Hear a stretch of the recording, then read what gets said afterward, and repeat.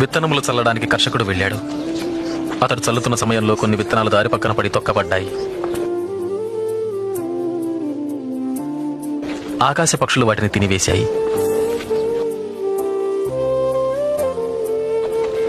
మరికొన్ని విత్తనములు రాతి నేలను పడ్డాయి.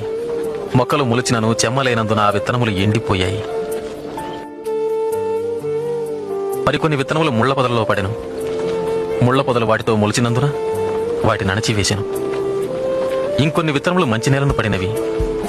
ఆ విత్తనములు మొలిచి పెరిగి నూరంతలుగా ఫలించెను.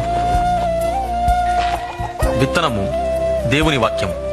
త్రోవ ప్రక్కన పడిన విత్తనములు ఎవరనగా వారు వాక్యం వింటారు, కానీ అపవాది వచ్చి వారి హృదయంలో నుంచి సందేశాన్ని దొంగిలించుకుపోతాడు. వారి నమ్మి రక్షణ పొందకుండాట్లు చేస్తాడు. రాతి నేలను పడిన విత్తనములు ఎవరంటే వారు వింటారు, సందేశాన్ని అంగీకరిస్తారు కూడా, కానీ వీరు లేనందున కొంతకాలం మాత్రమే నమ్ముతారు. ముళ్ల పొదలలో పడిన విత్తనాలు ఎవరనగా వారు వింటారు, కానీ ఈ జీవన సంబంధమైన విచారముల చేతను ధనభోగముల చేతను అణచివేయబడి తద్వారా ఫలింపని వారు. మంచి నేలను పడిన విత్తనాలు ఎవరనగా యోగ్యమైన మంచి మనసుతో వాక్యము విని హృదయములో భద్రపరచి దానిని అవలంబించి ఓపికతో ఫలించువారు.